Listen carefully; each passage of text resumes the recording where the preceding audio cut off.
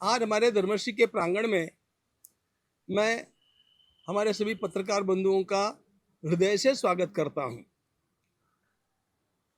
सबसे पहले मुझे एक समस्या ये है कि आप लोगों में कुछ मराठी के होंगे और कुछ हिंदी के होंगे, तो मैं दो ग्रुप भी बाद में कर सकता हूं। मैं आपके साथ पूरा न्याय करूंगा। आप हाँ तो आप बोलिए, पहले हिंदी में करूं या मराठी में? पहले छत्रपति शिवाजी महाराज की।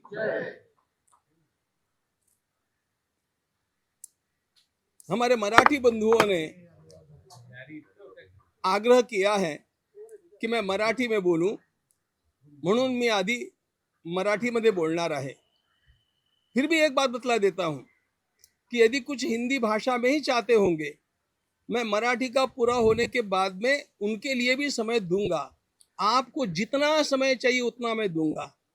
बस आपसे मेरी एक खाली प्रार्थना है कि वो एबीपी के विशाल पांडे ने जिस प्रकार का असभ्य व्यवहार किया, ऐसा व्यवहार आप न करें। मैं अयोध्या में मीडिया फ्रेंडली माना जाता हूं। मैं सबको समय देता हूं, सबके साथ सहज मिलता हूं। तो इस बात को ध्यान में लेकर के आप भी सौजन्य का व्यवहार करें। आपको जितना समय चाहिए उतना मैं दूंगा। मराठी में पहले बात कर लूंगा, फिर हिंदी वाले हिंदी चाहते होंगे उनके लिए हिंदी में भी बात करूंगा। तर आता आपण मराठी सुरू करूया, ठीक आहे ना? हां, सर्वात पहिल्यांदा मला आज तुम्हाला बोलवावंसं वाटलं, याचं कारण काल सगळीकडे खुळचटपणानं एक बातमी पसरवली जात होती की कोषाध्यक्ष राजीनामा देण्याच्या विचारात आहेत, उन्होंने मन बना लिया है। असं म्हणायला कुठल्याही प्रकारचा आधार नाही। मी असं कधी म्हटलं नाही, मी असं कधी व्यक्त केलं नाही, मी असं कधी म्हणणार सुद्धा नाही। कारण मी छत्रपति शिवाजी महाराजांचा अनुयायी आहे। मैदान छोड़ करके भागेंगे नहीं, हम सारी समस्याओं को सुलझा करके रहेंगे, इतना ध्यान में रखना। आता या ठिकाणी तुम्हाला सर्वात पहिल्यांदा मला हे सांगायचं आहे की याच ठिकाणी बोलवण्याचं एक कारण आहे। हा आमचा धर्मश्री निवास आहे आणि इथे मी 1993 पासून निवास करत राहिलेलो आहे। हा अपार्टमेंट आहे, यामध्ये 10 फ्लॅट आहेत। 10 फ्लॅट पैकी एका फ्लॅटमध्ये मी राहतो आणि 3 फ्लॅटमध्ये आमच्या वेगवेगळ्या ट्रस्टची ऑफिसेस आहेत आणि एकामध्ये किचन आहे, जे आपण इथे त्याच्याजवळ आपण बसलेलो आहोत। अपार्टमेंटच्या 10 फ्लॅटपैकी 5 आमच्या संस्थांचे आहेत। यातलं काहीही माझ्या नावावरती नाही। माझ्या नावावरती संपूर्ण जीवनामध्ये एक वीटही नाही, हे नीट नोंदून घ्या। फक्त एक बँक अकाउंट माझ्या नावावरती आहे, त्याखेरीज माझ्या नावावरती काहीही संपत्ती नाही, कधीच नव्हती। तरी पण जी न्यूज वाल्यांनी खुळचटपणानं त्यांच्या एका पत्रकाराला इथे पाठवून, तो अशुद्ध हिंदी बोलणारा मराठी पत्रकार होता, मला ठाऊक नाही तो इथे आहे की नाही, मला जाणून पण घेण्याची इच्छा नाही, पण त्यांनी ते पुन्हा पुन्हा पुन्हा पुन्हा दाखवलं। मी त्यांना माझी स्पष्टीकरण पाठवल्यानंतरही दाखवलं आणि म्हणून हे एकदा आपण लक्षात घ्यावं, याकरता मी तुम्हाला आमच्या या साध्या भोळ्या धर्मश्रीच्या प्रांगणामध्ये बोलवलं। आपण आलात, आपलं सर्वांचे आभार आहे। आता महत्वाची गोष्ट अशी की कोषाध्यक्ष पदाचा राजीनामा मी द्यावा अशा प्रकारचं मी कधी ध्वनीतही केलं नाही। तरी पण ही वार्ता पसरते आहे आणि म्हणून त्याचं स्पष्टीकरण लोकांना वेळेवरती जाणं आवश्यक आहे। अनेक लोकांचे मला फोन येऊ लागले, मेसेज येऊ लागले की तुम्ही असं का करताय, म्हणून मी स्पष्टपणे सांगू इच्छितो, अशा प्रकारचा माझा विचार नाही, तो विचार कधीही नव्हता। कारण ट्रस्टच्या सोबत उभं राहण्याची हीच वेळ आहे। जेव्हा संघर्षाची पाळी येते तेव्हा पलायन करणं हा आपला महाराष्ट्रातला स्वभाव नाहीये। म्हणून मी ठामपणे उभा आहे आणि मी असाच ठामपणे उभा राहीन. आता यानंतर तुम्हाला काही जे प्रश्न विचारायचे असतील त्या सगळ्या प्रश्नांची मुभा आहे. अरे ठीक रहेगा. नाही तुम्ही राजीनाम्याचं तुम्हाला विचारते बातमीवर खुलासा काय नेमकं ते एकदा सांगा, कारण तुम्हाला विचारते बातमी खरी खोटी काय तुमचं. मी तेच सांगतोय ना. मी आता तुम्हाला मराठीत कळलं नाही का तुम्हाला? मी महाराज हा स्टेटमेंट आलं पाहिजे. विषय आता जे काही अयोध्येमधल्या ट्रस्टमधल्या नाही, आता यांचं उत्तर देऊ द्या ना. मग एक ते क्लिअरिफिकेशन झालं ना. माझा राजीनामा देण्याचा विचार नाही. सगळीकडे आलेली बातमी खोटी आहे आणि ती कोणीतरी खोडसाळपणानं पसरवलेली बातमी आहे. संपलं. आता एक एक जण तुम्ही सगळे विचारा. जो जी चौकशी होती आहे अयोध्येमधल्या ट्रस्टमधल्या गैरव्यवहारांची, तर त्याच्याबद्दल तुम्ही समाधानी आहात का? त्या चौकशीबद्दल SIT ज्या पद्धतीनं चौकशी करते आहे मी त्याच्याबद्दल समाधानी आहे. आणि आता तर हा उच्चतम न्यायालयामध्ये विषय गेलेला असल्यामुळे, सुप्रीम कोर्टात गेलेला असल्यामुळे मी अधिकच समाधानी आहे. चंपतराय यांचा राजीनामा घ्यायला हवा होता का? तुम्हाला काय वाटतं? तुम्हाला हा प्रश्न थोडा गडबडीचा आहे. त्यांचा राजीनामा जो आहे ना तो त्यांनी स्वेच्छेनं दिला आणि न्यासाच्या संविधानामध्ये, घटनेमध्ये अशा प्रकारची तरतूद आहे की राजीनामा दिल्यानंतर तो मान्य करण्याची आवश्यकता नसते. तो दिला म्हणजे तो आपोआप स्वीकारला गेला असं होतं. पण त्यांना द्यावा लागला राजीनामा, तर त्याबद्दल तुम्हाला काय वाटतं? खरंच देण्याची गरज होती की खापर त्यांच्यावरती फोडलं गेलं चंपतराय यांच्यावर? खापर त्यांच्यावरती फोडलं गेलं असं पण नाही म्हणता येणार, कारण त्यांचा हलगर्जीपणा या सगळ्या गोष्टीला पुष्कळसा कारणीभूत आहे आणि हे त्यांच्या पण लक्षात आलं आणि म्हणून त्यांनी स्वेच्छेनं दिलेला आहे. तो कुठल्याही दडपणाखाली दिलेला नाही. तुम्ही या सगळ्या ट्रस्टचे कोषाध्यक्ष म्हणून काम करताय, तुमची देखील जबाबदारी आहे का? तुम्ही ती जबाबदारी स्वीकारतायत का? ज्या पद्धतीने सगळं पुढे आलेलं आहे, कोषाध्यक्ष म्हणून माझी जबाबदारी निश्चितपणे आहे. आता ते जरा लक्षात घ्या. कोशामध्ये आलेलं सगळं धन, त्याचा जमा खर्च, त्याच्यावरती नियंत्रण ठेवणं हे सगळं माझं काम आहे आणि ते काम नीटपणे चालावं याकरता तिथल्या 3 चार्टर अकाउंटंट्सच्या खेरीज आमच्या ऑफिसमधनं दरमहा 5 दिवस त्या ठिकाणी चार्टर अकाउंटंट जातात आणि ते तपासून घेतात. हे लक्षात घ्या. आता हा मुद्दा झाला जे धन कोशामध्ये आलं, जमा झालं त्याच्याबद्दलचा. प्रश्न जो आता उद्भवलेला आहे तो तिथे जे समर्पण केलं जातं, म्हणजे ज्याला ते चढावा चोरी असं म्हणतात, जे वाहिलं गेलं, हुंडीमध्ये दानपात्रात टाकलं गेलं, त्याचा अपहार झाला. हा झाला हे खरं आहे, पण त्या गोष्टीशी, त्या क्षेत्राशी माझा आधीपासून काहीही संबंध राहिलेला नाही. याचं कारण पण असं आहे की समर्पण होणं दानपात्रामध्ये ही रोजची प्रक्रिया आहे. त्याची मोजणी होणं हे रोजचं काम आहे आणि तिथले स्थानिक न्यासी हे काम बघत होते आणि मी प्रवासात असल्यामुळे आणि महिन्याकाठी 1-2-3 दिवस मी तिथे जात असल्यामुळे त्याची जबाबदारी त्या लोकांनी स्वीकारलेली होती आणि ते बघत होते. आणखी पण एक महत्त्वाचा मुद्दा आहे. केवळ त्यांच्यावरती हे अवलंबून नव्हतं, तर SBIला हे काम सोपवलेलं होतं. हे काम MOU करून SBIला, स्टेट बँक ऑफ इंडियाला सोपवलेलं होतं. त्यांनी ते स्वीकारलेलं होतं. आत्ता तुरुंगात जितके लोक आहेत हे लक्षात ठेवा, हे सगळे SBIचे एम्प्लॉईज आहेत. त्यांना सर्व्हिसला ठेवलं आहे ते SBIनं ठेवलेलं आहे, ते आम्ही ठेवलेलं नाही आहे. आता काय होतं, आपल्यातल्या काही लोकांनी बा हा चांगला मुलगा आहे याला ठेवून घ्या अशी शिफारस केलेली असणार, ती केलेली पण होती. पण कोणी शिफारस केल्यानंतर जो एम्प्लॉयमेंट देतो त्याचं हे काम असतं की त्याचं पूर्वेतिहास काय आहे किंवा तो काय योग्यतेचा आहे किंवा नाही हे बघणं कुणाचं काम आहे? तुम्हीच सांगा मला. हे SBI बघते आहे. SBI हे भारत सरकारची अत्यंत प्रतिष्ठित बँक आहे आणि त्यामुळे त्या बँकेवरती विश्वास नाही ठेवायचा तर आम्ही आणखी कोणाला असं आणणार आहोत? हे लक्षात ठेवलं पाहिजे. तुम्ही जबाबदारी स्वीकारलेली आहे, तुम्ही जबाबदारी तुमची आहे असं तुम्ही माझ्या म्हणताय. कोशाच्या आय व्ययाची जमा खर्चाची जबाबदारी मी स्वीकारतो. आता या सगळ्या प्रकरणाची चौकशी याची खंत मला आहे. तुम्हाला असं वाटत नाही की चौकशी पूर्ण होत नाही तोपर्यंत तुम्ही त्या पदापासून बाजूला राहावं, कारण त्यावरती प्रभाव पडू शकतो या संपूर्ण चौकशीवरती. मी कुठलाही प्रभाव कोणावरती कधी टाकतच नाही. मी एकालाही एकही फोन केला नाही. मी कोणालाही काही सांगत नाही. तुमच्यापैकी कोणाला सांगणार नाही.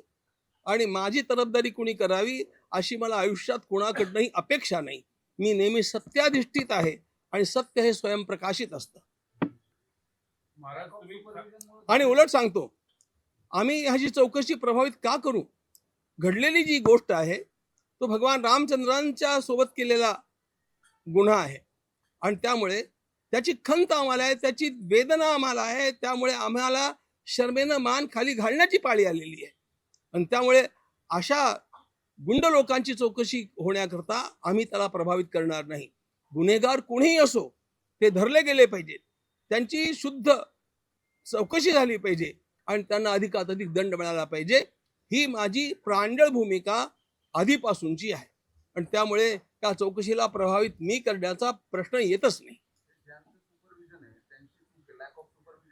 Exactly you have pin pointed it. अशीच गोष्ट झाली. जबाबदारी होती हा. तुमच्या सहित त्यांनी कलेक्टिव्ह रिस्पॉन्सिबिलिटी घ्यायला नको काय याची?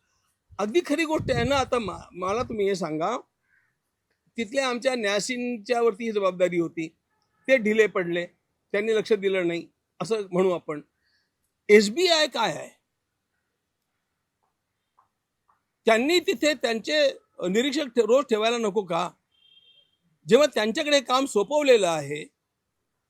अरे गोष्ट अशी आहे की न्यासी कोणी असेल पण या सगळ्या यंत्रणांच्या मधनं या शिस्तीमधनं ते गेलेले नसतात. पण बँकवाले तर त्या शिस्तीचं पालन करणारे असतात. त्यांना ती शिस्त ठाऊक असते. त्यामुळे त्यांच्याकडनं ते अपेक्षित असतं.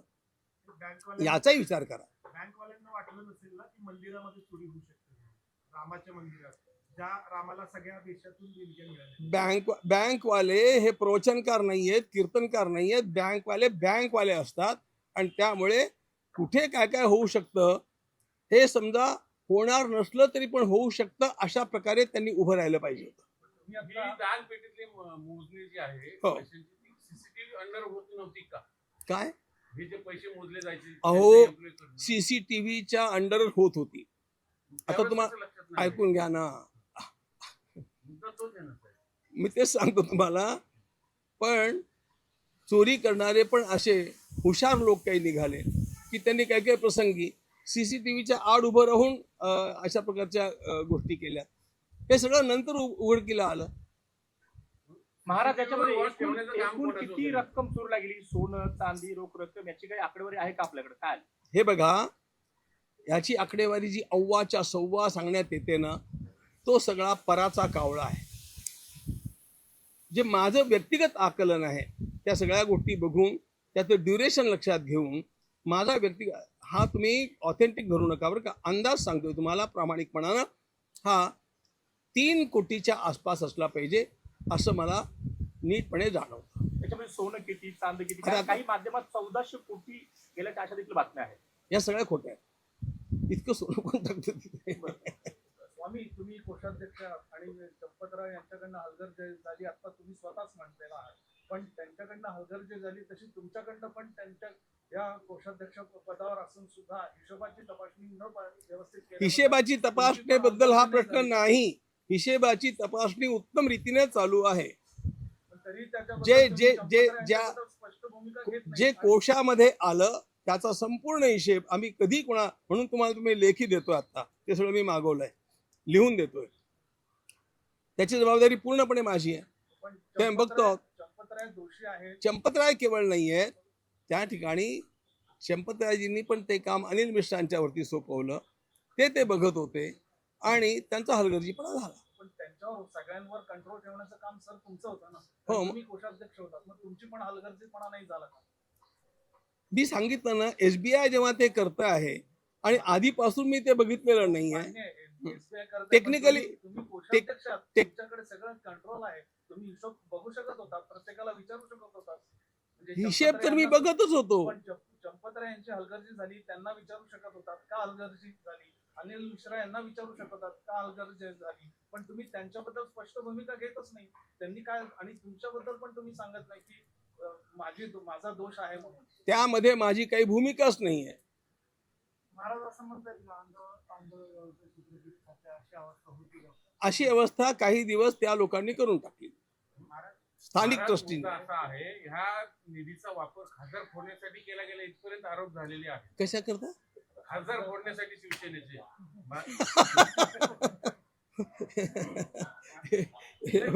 ऑन रेकॉर्ड आहे. हे मान्य आहे का तुम्हाला? अजिबात नाही, हे सगळं काहीतरीच आहे. महाराज या या यासाठी या निधीच्या चोरीशी कुठल्याही राजकीय पक्षाचा संबंध आहे किंवा एखाद्या संघटनेचा संबंध आहे असल्या प्रकारचं कुतर्क करणं हे सगळं केवळ अव्वाच्या सव्वा गप्पा ठोकण्यासारखं आहे. महाराज तुम्ही जो आकडा सांगितला 3 कोटीपर्यंतचा घोटाळा असतो, मी आसपास सांगितलं. हा, ठीक. तर याच्या संदर्भात तुम्ही काही श्वेतपत्रिका काढणार आहात का? किती हे बघा, एसआयटी चौकशी करते आहे. एसआयटीच्या आधी आम्ही शहाणपण करावं काय? एसआयटीच्या आधी आम्ही करावं काय? जेव्हा एसआयटी चौकशी करते आहे त्यात माझे अंदाज थोडं बहुत चुकण्याची पण शक्यता आहे. त्यामुळे आम्ही त्यामध्ये यालाच म्हणतात ते प्रभावित करणं, हे असं प्रभावित करणं मी करणार नाही. पण किंवा तुम्ही जमा खर्च मांडला तर लोकांमधला जो संभ्रम आहे की अशी काही तिथे निधीची दानाची चोरी नाही, तिथल्या वस्तूंची चोरी नाही, या संदर्भात तुमच्याकडून काही ऑफिशियल डिक्लेरेशन? हे बघा, तुम्हाला मी एक गोष्ट सांगतो.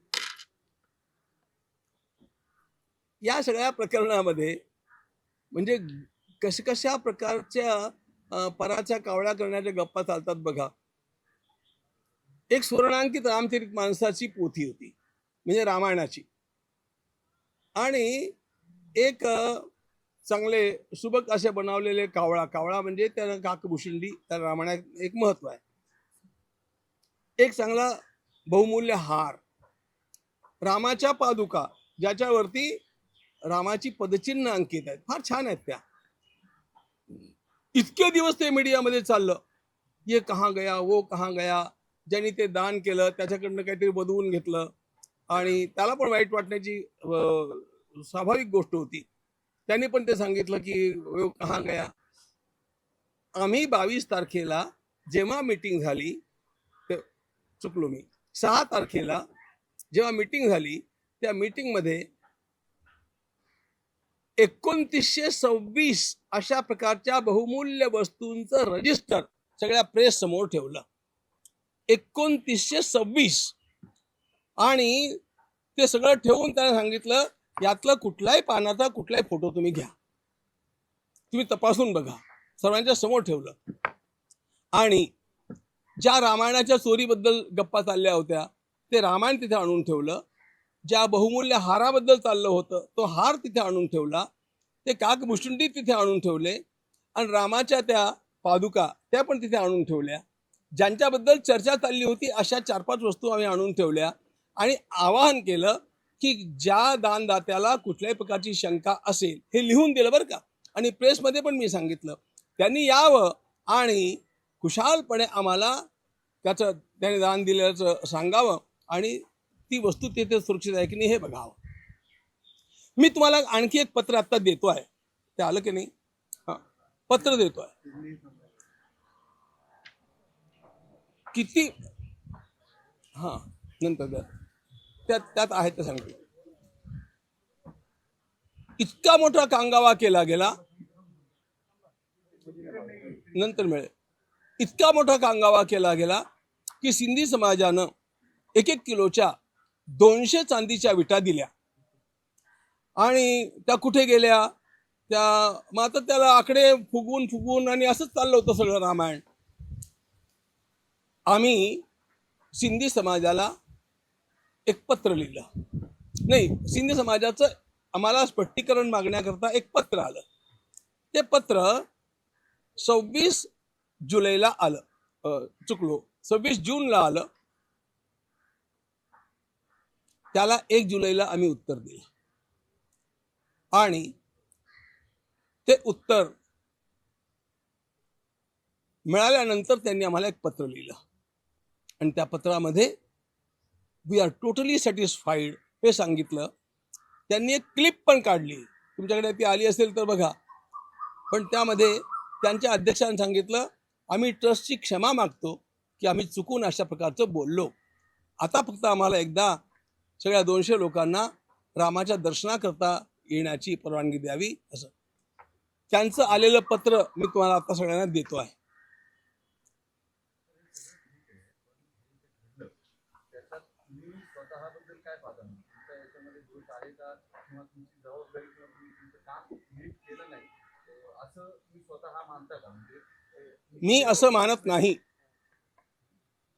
पण एक गोष्ट अशी आहे की जेव्हा ते घडलंय आणि कोषाध्यक्ष पदावरती माझं नाव आहे, तेव्हा मला त्याची अत्यंत मोठी खंत आहे, इतकं मात्र मला सांगितलं पाहिजे. स्वामीजी, या प्रकरणानंतर अयोध्येमध्ये जी काही येणारे भाविक आहेत त्यांच्या संख्येत घट झालेली आहे, तर त्याबाबत तुम्ही लोकांना पुन्हा आव्हान काय करतात आणि लोकांचा विश्वास परत कसं या सगळ्यांचं कामगिरी होईल? या सगळ्या लोकांचा पुन्हा विश्वास निर्माण होईल अशा प्रकारचं वातावरण सगळ्या देशामध्ये निर्माण केल्याशिवाय राहणार नाही, लक्षात ठेवा.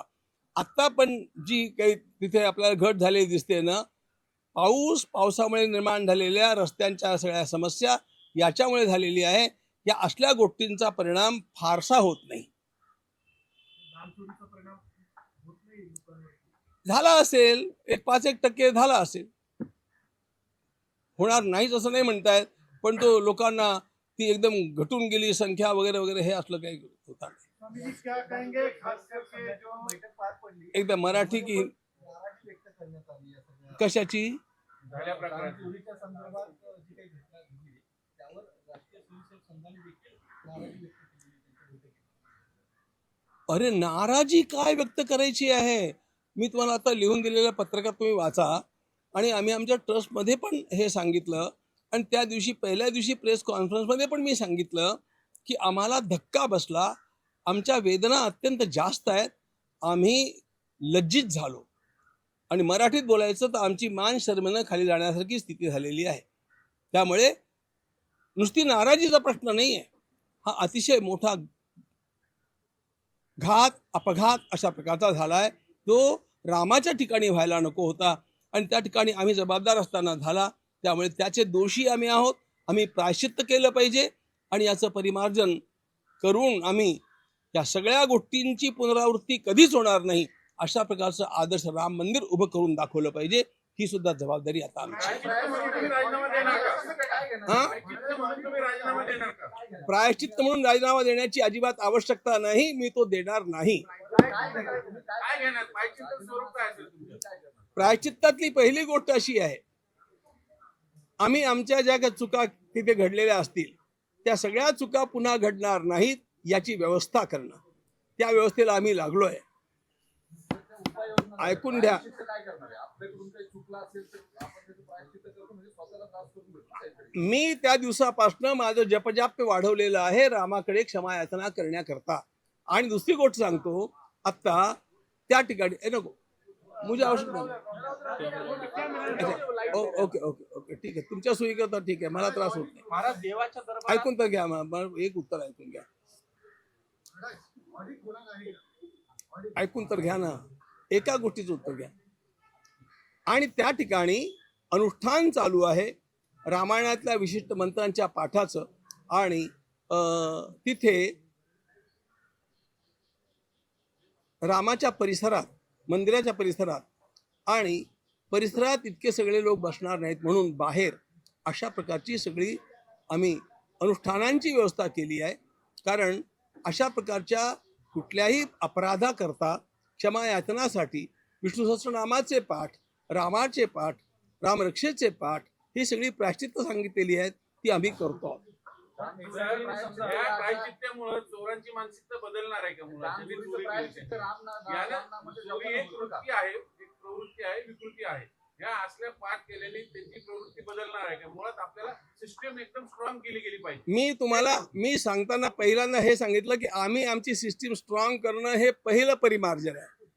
नंतर या गोष्टी मी सांगितल्या. त्यामुळे आमच्या सुधारणा न करता आम्ही नुसतं ते मंत्र आणि जपजाप्यानं प्रायश्चित्त करून टाकू असं नाही आहे. काय बदल केले सिस्टीम मध्ये, काय बदल केले? सांगतो. तिथे गेल्यानंतर सगळ्या गोष्टींचं निरीक्षण करताना आमच्या ज्या लक्षात गोष्टी आल्यात, पहिली गोष्ट, आतमध्ये जाणाऱ्याचा ड्रेस कोड असायला हवा होता. आणि कुठेही अशा प्रकारची मोजणी करताना ड्रेस कोड ज्यांना देतात त्या ड्रेसमध्ये खिसे वगैरे नसतात.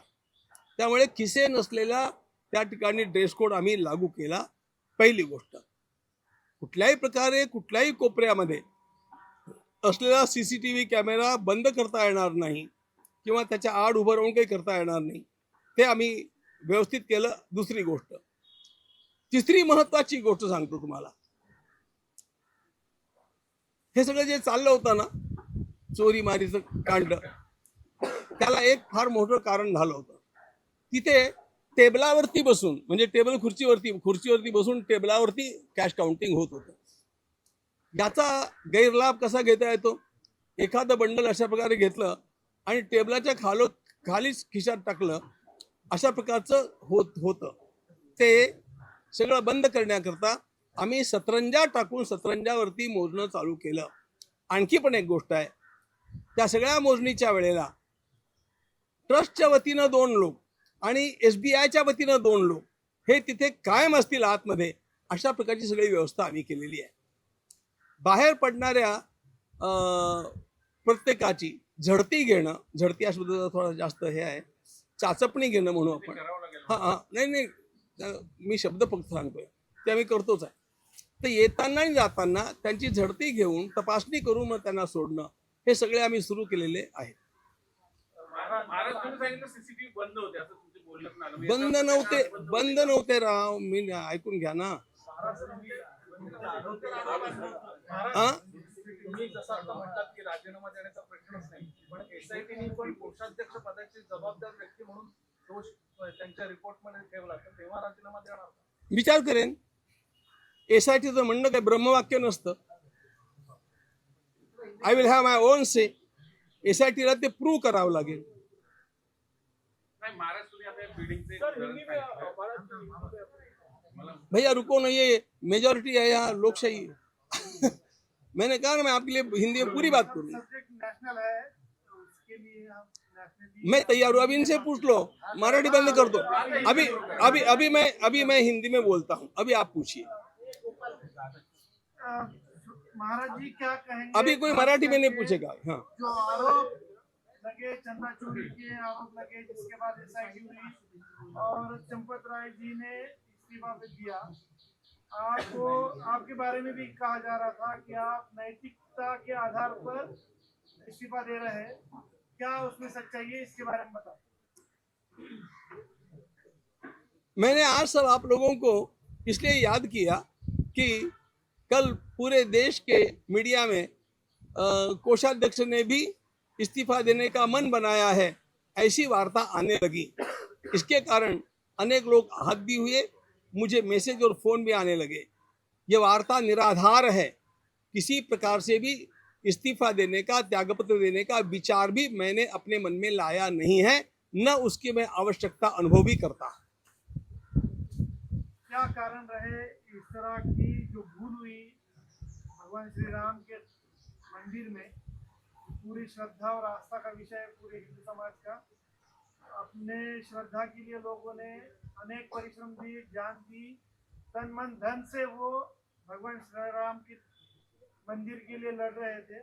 ऐसे में ही इस तरह की चोरी होना, ये इसको किस तरह से देखते हैं आप? किस पाप को आप बोलेंगे कि ये हुआ है? इस बात का उल्लेख हमने आरंभ से किया है. दिनांक 6 की बैठक में हम लोगों ने तो इस प्रकार से सबसे मिलकर के कहा है कि जो कुछ हुआ है वह हमें अत्यंत दुखी कर रहा है. हम आहत हैं, हम लज्जित हैं. ऐसा होना नहीं चाहिए था, ऐसा कभी होगा ऐसा हमने सोचा भी नहीं था, और इसलिए हमारे अंतःकरण की वेदना अपार है.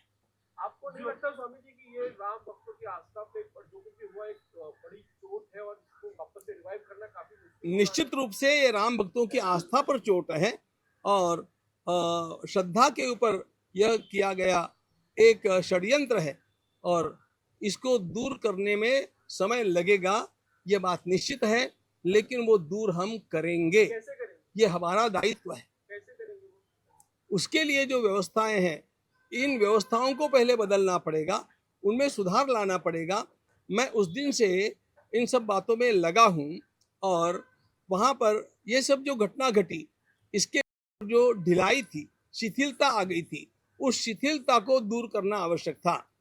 शिथिलता में क्या क्या था ये बतलाता हूं। सबसे पहली बात तो ये थी कि जहां पर भी इस प्रकार का चढ़ावे की गिनती करने का काम होता है, वहां ऐसा काम करने वालों का एक ड्रेस कोड होता है।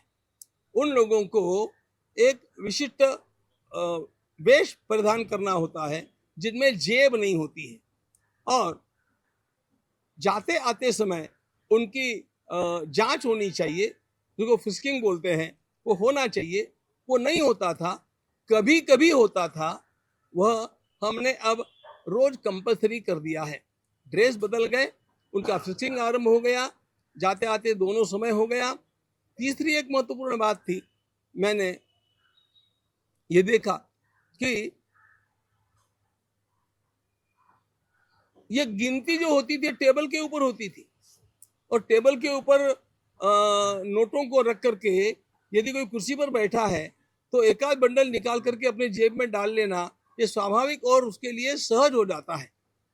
इसलिए इस बात को हम लोगों ने बंद कर दिया तुरंत और दरी पर बैठ करके, नीचे बैठ करके ये सारा काउंटिंग होता है। एक बात और भी थी, हम लोग इसमें ज्यादा आश्वस्त इसलिए भी हो गए थे कि यह एसबीआई के अंतर्गत दिया हुआ काम था और स्टेट बैंक ऑफ इंडिया ये गवर्नमेंट ऑफ इंडिया का प्रोजेक्ट है और शासकीय होने के कारण जिम्मेदार संस्थान है। अब देखो,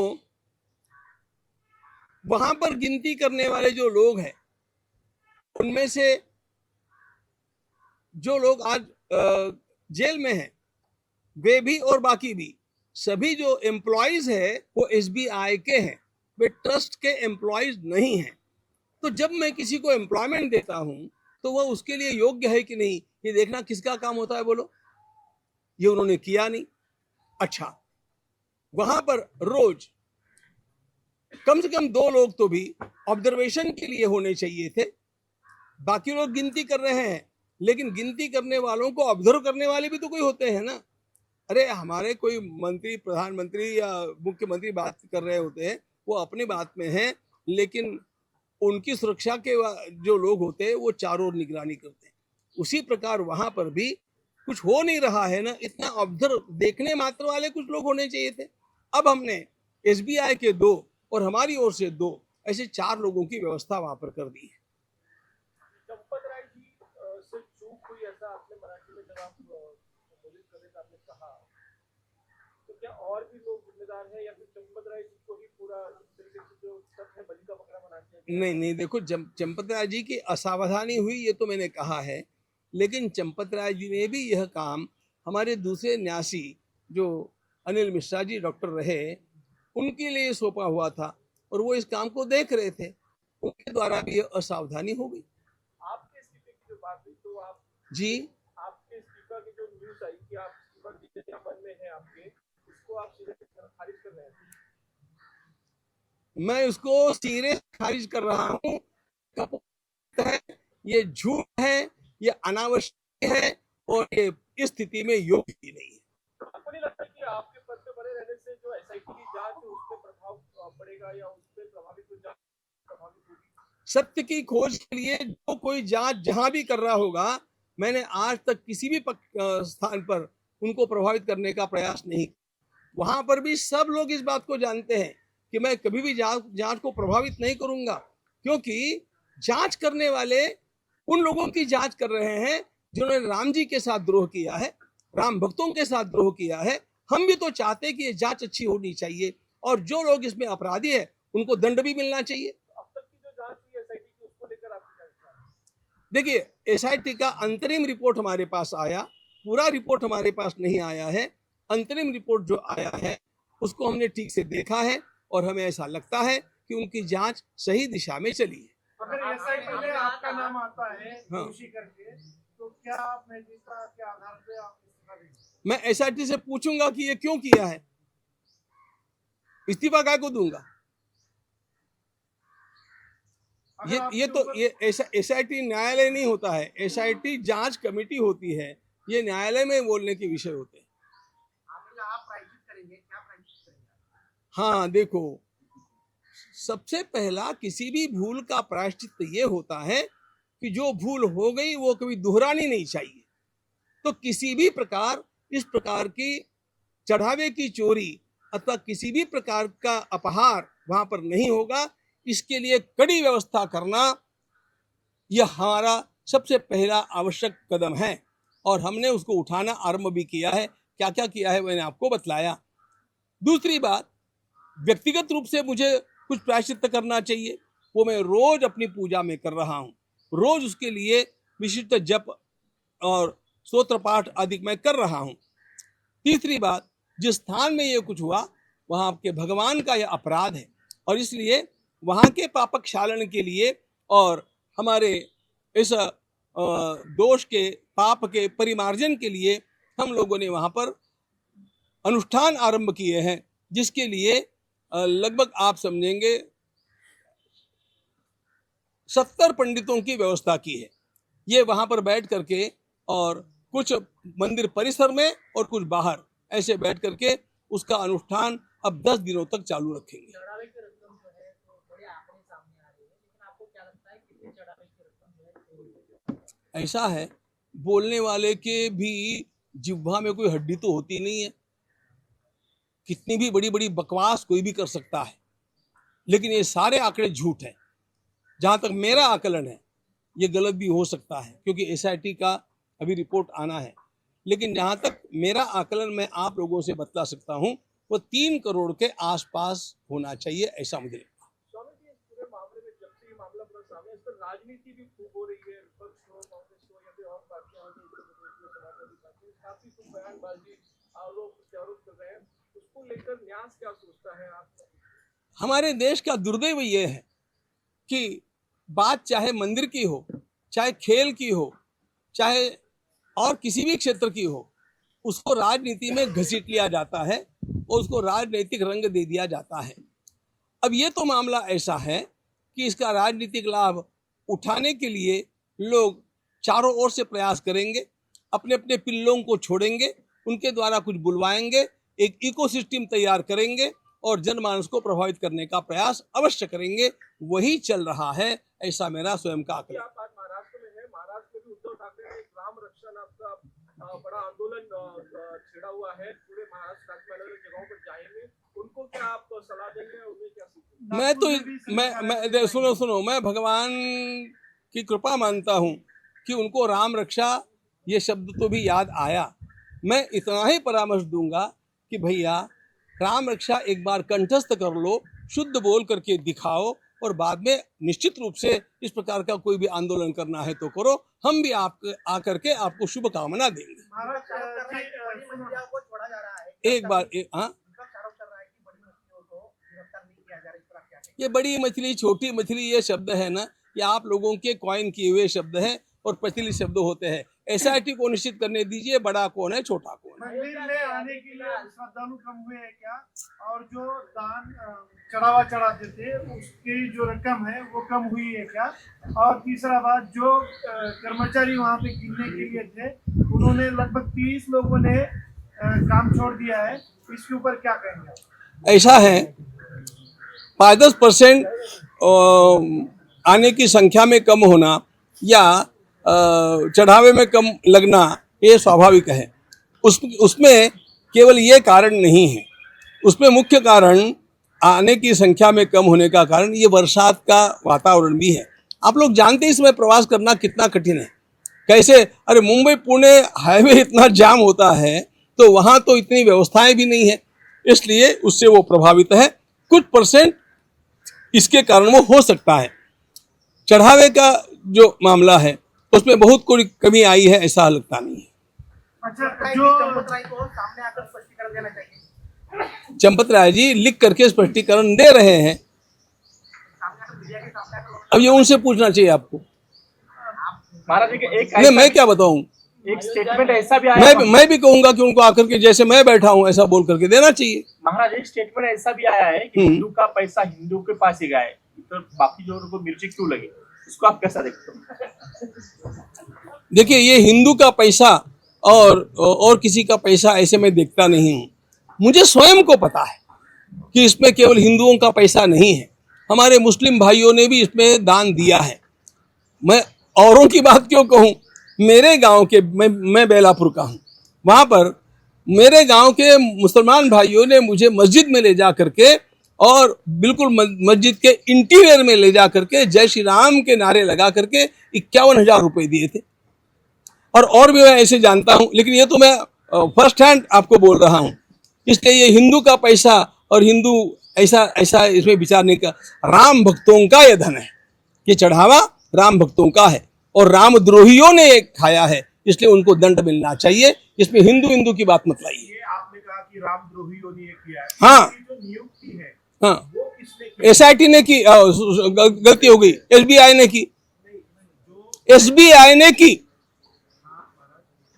वो एसबीआई ने उनके कर्मचारी वहाँ पे नियुक्त किए थे, हाँ। लेकिन बाकी जो लोग हैं, सिफारिश की थी जिन्होंने, अरे मला विचार, बाकी जो लोग हैं जो वहाँ पे है, चंपत राय जैसे, उनकी तो अजय मिश्रा है या उनकी तो किसी ने नियुक्ति की होगी, उनको किसी ने चुना होगा। और उस चंपत राय जी और डॉक्टर अनिल मिश्रा, इनको केंद्र सरकार ने न्यासी बनाया। फिर केंद्र सरकार जबाबदार है, केंद्र सरकार जिम्मेदार हाँ? है, केंद्र सरकार केंद्र जिम्मेदार सरकार है, जिम्मेदार है। केंद्र सरकार ने इस्तीफे देना चाहिए था।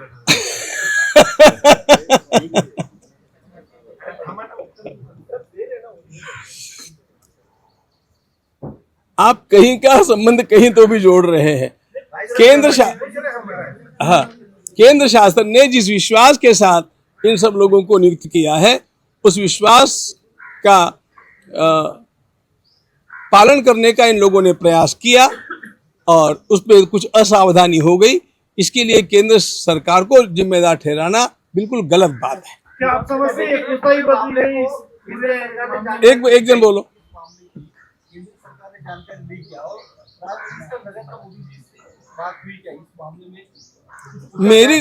मेरी किसी से भी कोई बात नहीं हुई। पूरे मामले की जानकारी ली क्या उन्होंने? इस पूरे मामले में मेरी किसी से भी बात नहीं हुई, न प्रधानमंत्री जी से हुई, न गृह मंत्री जी से हुई, न मुख्यमंत्री जी से हुई।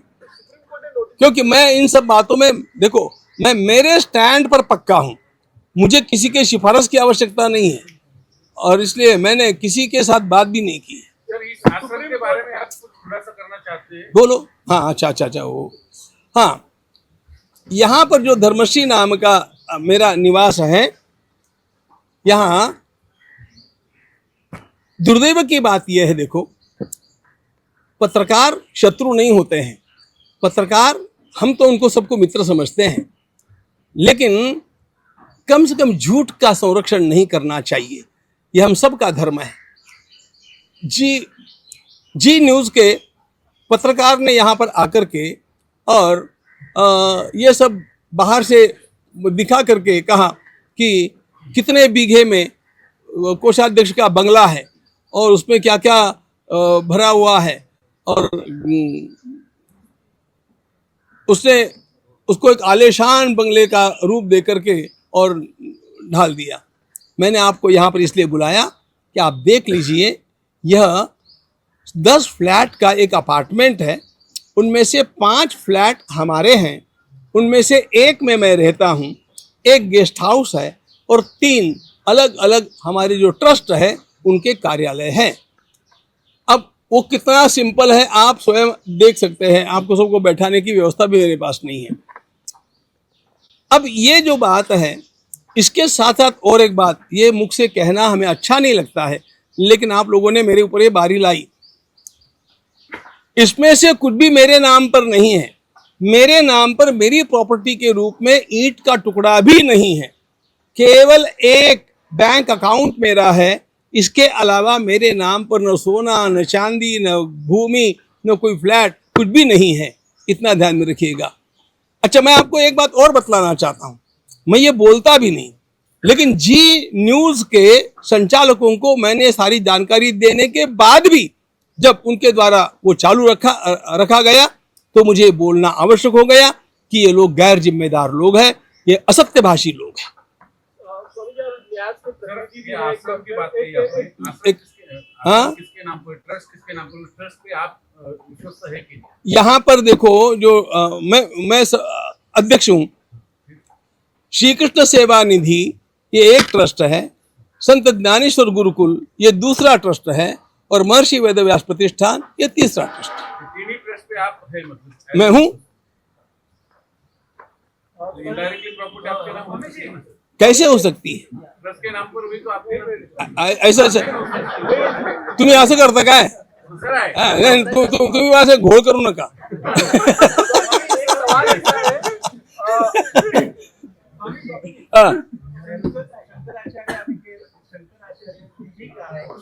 जो ट्रस्ट है और जो केंद्र सरकार ने नियुक्त की SIT है, वो दोनों केंद्र सरकार की है, और इस मामले में इनकी कोई मिली- कौन से शंकराचार्य ने कहा ये पहले बताओ।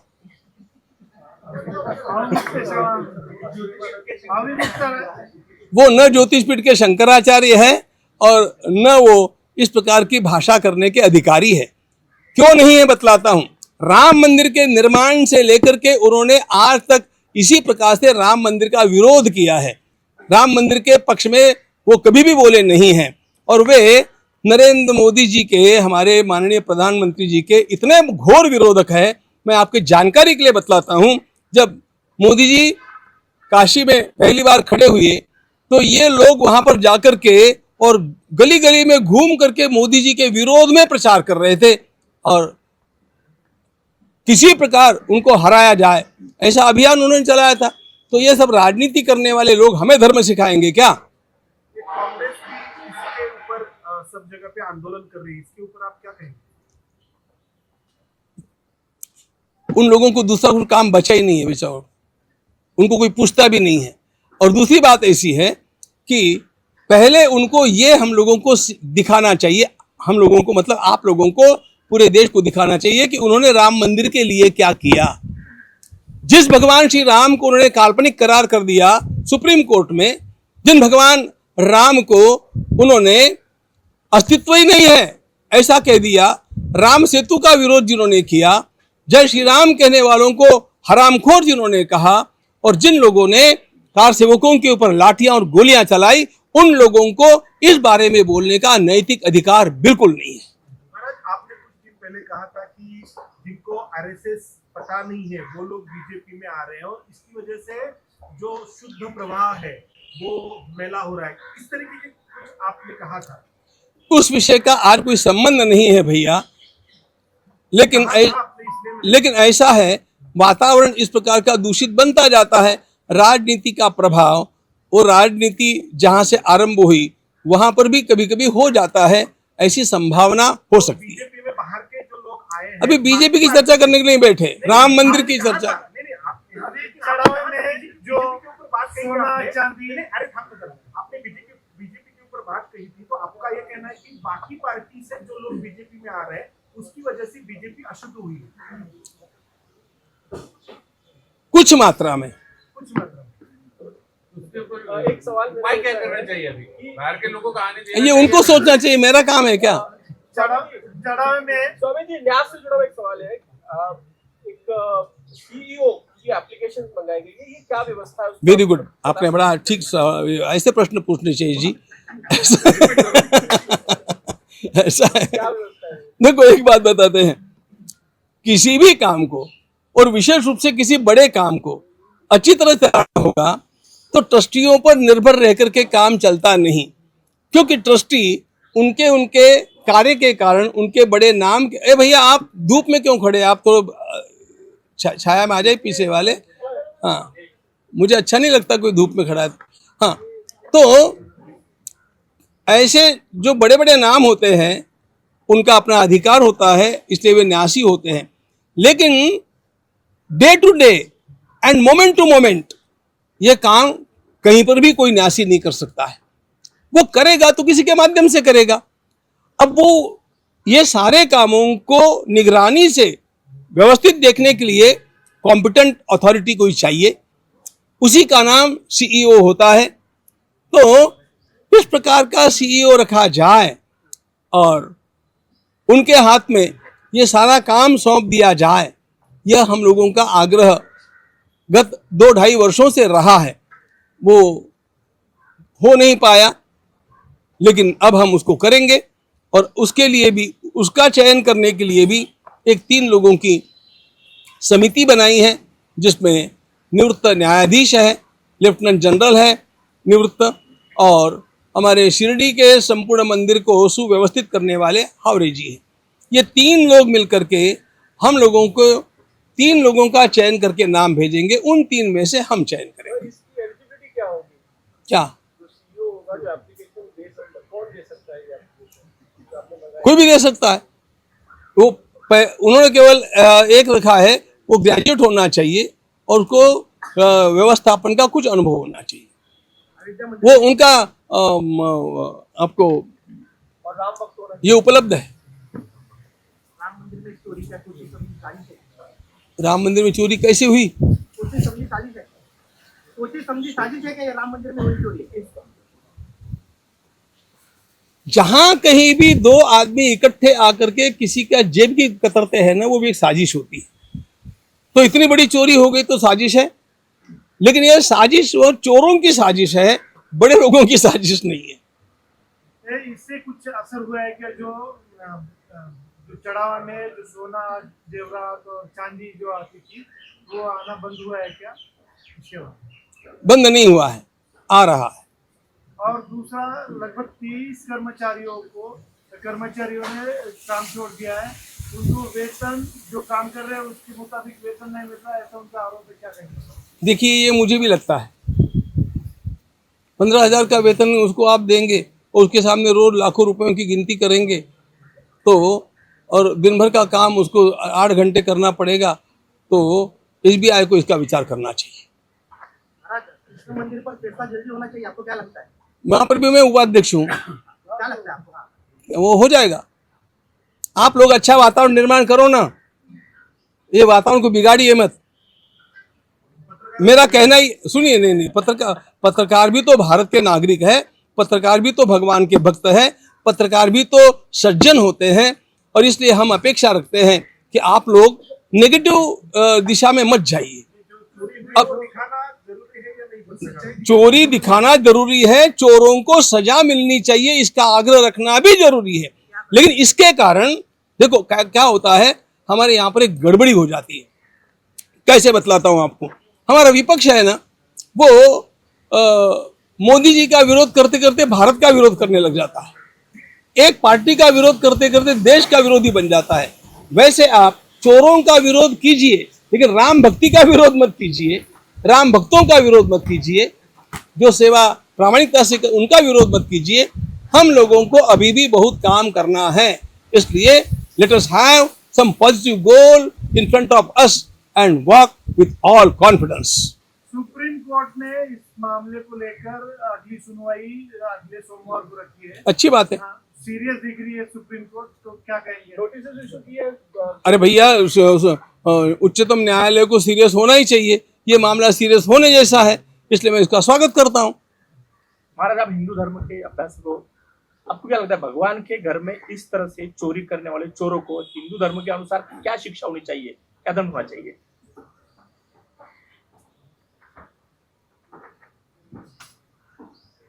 एक बार उनको सरकार के अनुसार जो दंड है ना, वो भुगत लेने दीजिए, उसके बाद उनको मैं प्रायश्चित कैसे करना चाहिए बतलाऊंगा।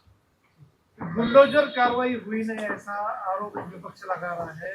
जो योगी जी बार बार कुछ भी घटना होता है तो बुलडोजर चलाते हैं। योगी जी में ये विवेक है कि किसके ऊपर चलाना चाहिए, किसके ऊपर नहीं चलाना चाहिए। हमें उनके विवेक पर विश्वास है। आप क्या मानते हैं? मैं यही मानता हूं ना, विवेक पर उनको विश्वास करना चाहिए, उनको पता है।